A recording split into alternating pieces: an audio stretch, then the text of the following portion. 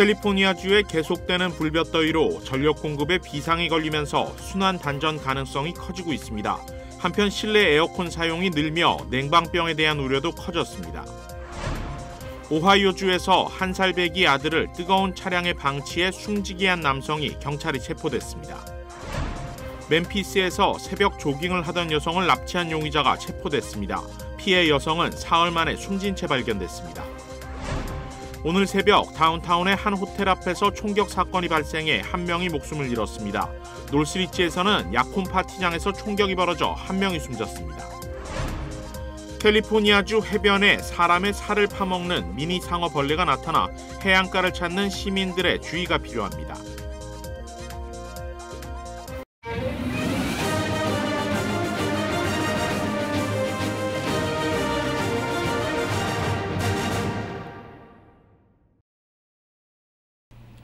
시청자 여러분 안녕하십니까? KBS 아메리칸 뉴스입니다.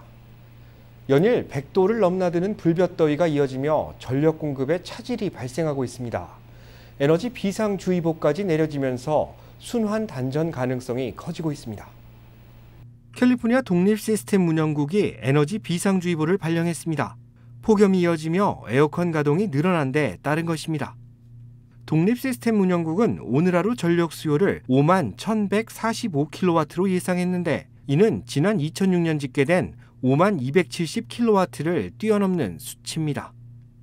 지금과 같은 추세라면 강제적인 순환단전이 불가피하다는 전망도 내놨습니다. 이를 예방하기 위해서는 많은 수의 가구가 자발적인 절전에 동참해야 하는데 더위로 쉽지 않을 것이라는 예측입니다. 한편 폭염과 건조한 날씨로 곳곳에서 산불도 발생했습니다. 캘리포니아 산림당국은 노동절 연휴 기간 약 4,400명의 소방관이 주 전역에서 14건의 대형 산불을 진압했으며 화재로 4명이 사망했다고 밝혔습니다. 폭염으로 실내나 차량에서 하루 종일 에어컨을 사용하는 경우가 많습니다. 때문에 냉방병 증상을 호소하는 한인들도 증가하고 있다고 합니다. 김경일 기자가 취재했습니다. LA 한인타운 윌셔 거리는 더위로 한산한 모습입니다. 인도를 걷는 사람들은 시원한 옷차림에 차가운 음료로 더위를 식혀봅니다. 그러나 타운의 실내 사무실 분위기는 정반대의 모습입니다. 반팔에 두터운 조끼를 입고 일하거나 잠바를 입고 일하기도 합니다. 일부 직원은 히터를 사용하기도 합니다. 한인들은 차가운 실내에서 더운 실외로 나왔을 때 두통과 어지러움 증상을 호소했습니다. 바깥에는 너무 덥고 안에는 사실 에어컨 때문에 너무 또 춥고 그래서 사실 바깥에 왔다 갔다 하고 하면은 머리가 너무 아프고 그래서 아침에도 타요네를 하나씩 먹고 이러는 상황들이 많이 있습니다. 외부와 내부의 급격한 온도 차이로 최근 냉방병 증상을 보이는 한인 환자들이 크게 늘고 있습니다. 한인 내과 전문의는 에어컨 과다 사용으로 생기는 냉방병의 다양한 증상을 설명했습니다. 대부분은 콧물, 두통 또는 만성 피로감, 어떤 분들은 소화불량까지 증상을 가져와서 여름 감기라고도 합니다. 문제는 냉방병과 코로나 증상이 비슷해 요즘 같은 시기 주의가 필요합니다. 어떻게 보면 코로나병과 비슷한 증상을 오기 때문에 냉방병이라고 생각하지 말고 진단 킷을 사용해서 코로나병에 걸렸으면 바로 주치의와 얘기해서 그 맞는 치료를 하는 게 중요하고요. 에어컨 냉각수가 오염돼 생길 수 있는 바이러스성 냉방병은 열과 기침, 폐렴을 일으킬 수 있어 가정용의 경우 청소가 중요합니다. 냉방병을 예방하기 위해서는 에어컨 바람이 피부에 직접 닿지 않게 하고 사무실에서는 긴 소매의 덧옷을 준비해 체온을 유지하며 일정한 간격으로 실내외 공기를 환기시키는 것이 중요합니다. KBS 뉴스 김경일입니다. 1살 배기 아들을 뜨거운 차량에 방치해 숨지게 한 남성이 경찰에 체포됐습니다. 내부 온도는 130도에 달했습니다.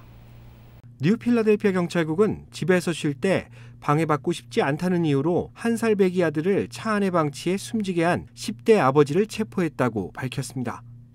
이 남성은 차에 아들을 남겨둔 지 5시간이 지나서야 차로 돌아갔는데 아이가 아무런 반응을 보이지 않자 병원으로 데려갔지만 이미 아이는 숨진 뒤였습니다. 경찰 조사에 따르면 아이가 차 안에 혼자 남겨져 있을 당시 외부 온도는 80도 수준이었으나 차량 내부 온도는 130도에 육박했습니다. 경찰은 19살 난 아버지가 고의적으로 아동을 방치한 근거로 CCTV 영상을 확보했으며 살인과 아동학대, 과실치사 등의 혐의로 기소했습니다. 국가안전위원회는 올해 들어서만 22명의 아동이 차량에 방치돼 사망한 것으로 집계됐다고 밝혔습니다.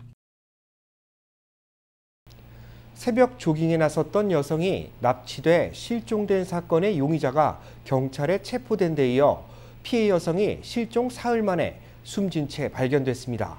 보도에 윤범수 기자입니다. 유치원 교사이자 두 아이의 엄마인 엘라이자 플래처가 조깅을 위해 집을 나선 건 지난 금요일 오전 4시. 그리고 20분 뒤 플래처는 누군가에 의해 납치됩니다. 납치 장면을 자전거를 타던 한 남성이 목격했고 경찰은 어두운 색상의 SUV 용의 차량을 수배했습니다. 범행 현장에는 바닥에 떨어진 여성의 휴대전화와 물병도 발견됐습니다. 경찰은 현장에서 발견된 샌들에서 DNA를 대조했고 사건 하루 만에 용의자를 체포했습니다. 차 안에서 폭행에 의한 것으로 보이는 혈흔이 피해 여성과 일치하는 것도 찾아냈고 용의자가 범행 몇 시간 뒤에 차를 청소하는 영상도 공개됐습니다. 그런데 용의자는 계속해서 묵비권을 행사했습니다. 용의 차량의 이동 경로를 역추적한 경찰은 범행 현장에서 3마일 떨어진 지역에서 잔디 사이로 난 타이어 흔적을 발견했고 현장을 수색한 끝에 여성 시신 한 구를 발견했습니다. 정밀 검식을 진행한 경찰은 오늘 시신이 납치된 피해자라고 공식 발표했습니다. Cleotha Abston has been charged by MPD homicide investigators with the following state charges: first-degree murder and perpetration of kidnapping, especially aggravated kidnapping, and tampering with evidence. 체포된 올해 38살의 클리오사 앱스턴은 과거 다수의 납치와 성폭행을 저지른 중범 전과자로 출소한 지 2년 만에 또 범행을 저질렀습니다. 숨진 피해자 엘라이저 플래처는 멤피스의 하드웨어 공급업체를 창업한 억만장자의 손녀로 알려졌는데 할아버지가 세상을 떠나 천문학적인 재산을 물려받은 지 불과 2주 만에 참변을 당했습니다. KBS 뉴스 윤범수입니다. 오늘 새벽 LA 다운타운의 메리어트 호텔 앞에서 총격 사건이 발생해 한 명이 목숨을 잃었습니다. 박시문 기자가 보도합니다. LA 다운타운 한복판에서 총격 사건이 발생했습니다.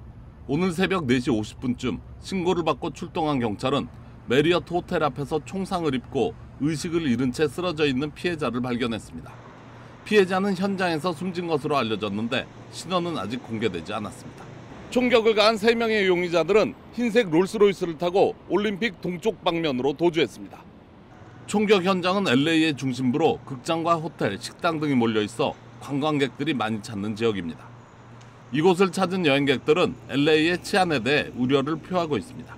I'm quite shocked. I'm tourist in LA. It's my first time.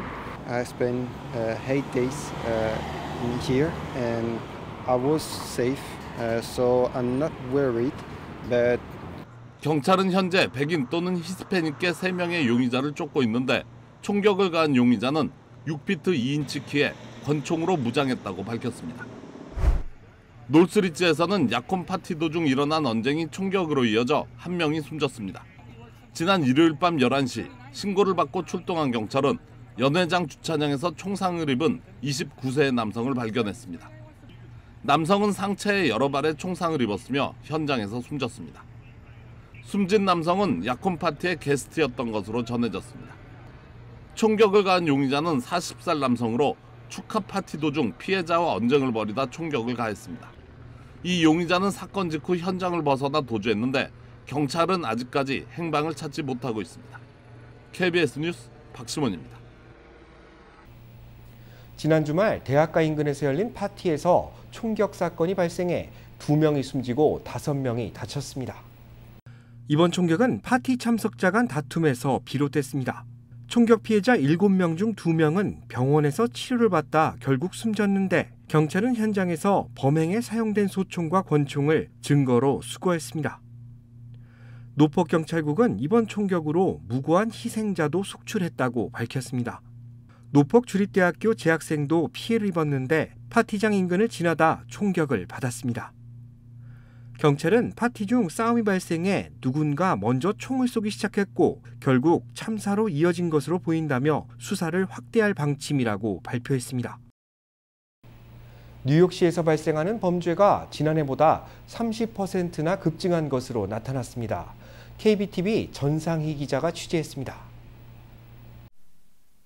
뉴욕시경이 발표하는 주간 범죄 통계 현황에 따르면 올여름 6월에서 8월 발표된 주요 항목별 범죄는 대부분 지난해에 비해 급증했습니다. 6월 31.1%, 7월 30.5%로 범죄 건수가 증가했고 8월 1일부터 28일까지 집계된 범죄 건수도 1,236건으로 지난해에 비해 26.1% 늘었습니다. 올 들어 8월 말까지 누적 범죄 건수를 보면 살인사건을 제외한 모든 유형별 범죄가 증가했습니다. 강도 건수는 총 11,412건으로 39.6% 늘었고 절도가 46.6%, 차량 절도는 39.8% 급증했습니다. 성폭행 건수도 8.6% 늘었습니다. 한인 밀집 지역인 백구경찰서 관할구역도 지난주에만 범죄가 74건, 최근 한 달 동안 262건이 발생해 지난해보다 2배 이상으로 범죄 건수가 늘었습니다. 고공행진하는 범죄율 때문에 기업들도 직원들을 사무실로 복귀시키는데 어려움을 겪고 있습니다. 월가 투자은행들은 노동절 연휴 이후 사무실 복귀를 독려하는 메일을 보냈지만 직원들은 높아진 범죄율 때문에 출퇴근을 꺼려하고 있습니다. 메트로폴리탄 교통공사에 따르면 현재 전철과 버스 탑승객은 여전히 팬데믹 이전의 59% 수준에 머무르고 있습니다. 노동절 연휴를 포함해 최근에도 뉴욕시 곳곳에서 범죄가 발생했습니다. 지난달 27일 구겐하임 뮤지엄 앞에서는 오토바이를 탄 2인조가 대낮에 길을 걷던 여성의 금품을 낚아챘고 지난달 24일에는 퀸즈보로 플라자역에서 밤 11시 40분쯤 한 46세 남성에게 접근한 용의자가 스마트폰 2개를 빼앗아 달아났습니다. 시민들은 평일 대낮 평범한 장소에서도 사건 사고가 발생하고 있어 크게 우려를 표하고 있습니다. KBTV 뉴스 전상입니다. 캘리포니아주 해변에 사람의 살을 파먹는 미니 상어벌레가 나타나 해안가를 찾는 시민들의 주의가 요구되고 있습니다. 주 보건당국은 사람의 살을 파먹는 미니 상어벌레가 남가주 해안가 일대에서 속속 보고되고 있다고 밝혔습니다. 미니 상어벌레는 샌디에고 해안가에서 다수 발견된 것으로 확인됐습니다. 이 벌레는 주로 사람의 발과 무릎을 공격하는데 물리면 살점이 떨어져 나가면서 출혈이 동반될 수 있습니다. 대부분의 통증은 20분 이내로 가라앉는 것으로 알려져 있지만 면역력이 저하된 사람은 2차 감염으로 치명상을 입을 수 있어 응급조치를 받는 것이 좋습니다. 보건당국은 물놀이를 할 때 보호장비를 착용하고 처음 벌레를 발견하면 즉시 도망가서 벌레 무리의 습격을 피하는 것이 중요하다고 밝혔습니다. 지난 주말 워싱턴주 시애틀 인근에서 여행객을 태운 수상 비행기가 추락해 1명이 숨지고 9명이 실종됐습니다. 해안경비대에 따르면 사고기는 산후안 섬에 자리한 프라이데이 하버에서 이륙해 랜턴시로 향하던 중 추락했습니다. 해안경비대는 사고기에 타고 있던 실종자 9명을 수색하고 있으며 정확한 사고 경위를 파악하기 위해 조사하고 있다고 발표했습니다. 이 비행기는 시애틀 지역과 산후안 섬으로 가는 여행객들의 주된 이용수단인데 물에서 이착륙할 수 있도록 설계됐습니다. 러시아가 우크라이나 전쟁에 쓰기 위해 북한산 무기를 대량 구매하고 있는 것으로 파악됐습니다. 보도에 김기현 기자입니다. 러시아가 북한산 포탄과 로켓 등을 대량 구매하는 절차를 진행 중이라고 미 백악관이 밝혔습니다. 존 커비 백악관 국가안전보장회의 NSC 전략소통조정관은 아직 해당 무기들이 우크라이나에서 사용됐다는 확증은 없다며 이같이 말했습니다. Our sense is it could include literally millions of rounds, rockets and artillery shells from North Korea. That's what our information. 해당 발언은 우크라이나 전쟁에 쓰기 위해 탄약 수백만 발이 거래됐다는 미 정보당국발 보도를 확인한 겁니다. 이 같은 정보는 러시아가 최근 군수품 보급에 심각한 어려움을 겪고 있다는 관측 속에 나왔습니다. 서방 측 수출 통제 등으로 러시아가 자체 생산 능력이 떨어지면서 몇몇 권위주의 국가에 지원을 요청하고 있다는 겁니다. As we have said, we are choking off Russia's military supply chains. For example, Russia has to rely on North Korea, as you all heard, and Iran for military equipment. 실제 러시아는 최근 이란산 무인 항공기도 수입했지만 대부분 기술적 결함이 있었다는 게 미국 측 평가입니다. 북한의 경우 정확한 무기의 종류와 수송 시기 등 세부 내용은 공개되지 않았지만 무기 수출 자체만으로도 유엔 안보리 결의 위반입니다. 미 백악관은 다만 러시아에 대한 테러 지원국 지정에는 반대 뜻을 분명히 했습니다. 우크라이나 지역 인도적 지원과 식량 수출 등의 차질을 우려했기 때문입니다. 워싱턴에서 KBS 뉴스 김기현입니다. 팬데믹 사태 여파로 부모님 집으로 들어갔다가 그대로 눌러앉는 성인 자녀들이 크게 늘었다는 분석이 나왔습니다. 팬데믹 사태를 겪으며 사회생활하는 다수의 청년들이 부모 집으로 돌아갔는데 주거비 등 전반적인 생활에 도움을 받기 위한 것이었습니다. 이들을 부메랑족이라고 부르는데 CNBC는 팬데믹 사태 이후 2년이 지난 지금까지 아직도 부모 집에 얹혀 살고 있는 부메랑족 성인 자녀들이 67%나 된다고 보도했습니다. 부모 집으로 돌아온 자녀 3명 가운데 2명은 다시 독립을 하지 않고 있는 겁니다. 불안정한 일자리에 물가까지 급등하면서 좀처럼 부모님 집에서 나오기 힘들어졌다는 것이 이유입니다. 실제로 부모 집으로 돌아온 성인 자녀들은 한 달 생활비 등 경비의 22% 정도만 부담하고 있고 나머지 대부분은 부모들이 내고 있는 것으로 조사됐습니다. 지난 주말 LA 통합교육부 전산망이 해킹당한 것으로 확인돼 연방수사국 FBI가 수사에 착수했습니다. LA 통합교육부는 노동절 연휴 기간 자체 전산 시스템이 해킹 피해를 입었다고 밝혔습니다. 교육부는 피해 사실을 연방수사국에 신고했고 백악관은 즉각 교육부와 국토안보부, 연방수사국 등 관련 기관들에게 적극적인 대응을 지시한 것으로 알려졌습니다. 이번 해킹으로 교육부 웹사이트와 이메일 시스템이 장애를 겪었는데 교직원과 학생들의 개인정보는 피해를 입지 않은 것으로 확인됐습니다. 하지만 급식 시스템 일부와 행사 관련 자료가 피해를 입어 일부 서비스에는 차질이 불가피한 상황입니다. 연방수사국은 교육부 전산망을 해킹한 용의자를 추적하고 있지만 아직 관련자를 검거하지는 못했습니다. 노동절 연휴 기간 캘리포니아 고속도로 순찰대가 800명이 넘는 음주운전자를 검거했다고 밝혔습니다. 단속 50시간 만에 집계된 수치입니다. 캘리포니아 고속도로 순찰대가 이번 노동절 연휴 848명의 음주운전자를 체포했다고 밝혔습니다. 또 18명이 이 기간 동안 교통사고로 숨졌다고 덧붙였습니다. 음주 단속은 어젯밤 11시 59분까지 이루어졌는데 단속 50시간 만에 800명 이상의 용의자가 집중 단속에 걸린 겁니다. 캘리포니아 고속도로 순찰대는 매년 연휴 기간 사전 단속을 예고해도 음주운전자는 크게 줄지 않고 있다면서 운전자들의 경각심이 필요한 때라고 강조했습니다. 패스트푸드 업계 종사자의 권익을 보호하는 법이 캘리포니아주에서 시행됩니다. 근로자의 임금은 높아지지만 소비자의 부담은 늘게 될 전망입니다. 개빈 뉴섬 주지사는 노동절인 어제 캘리포니아 패스트푸드 업계의 최저임금 기준과 근로시간 등을 제정하기 위한 별도의 위원회를 설립하는 법안에 서명했습니다. 이에 따라 캘리포니아주는 특정 업계만을 위해 별도의 규제위원회를 설립하는 최초의 주가 됐습니다. 또 이 법안에는 점포가 100개 이상인 패스트푸드 업체의 경우 내년에 시간당 최저임금을 $22까지 올릴 수 있는 내용도 포함됐습니다.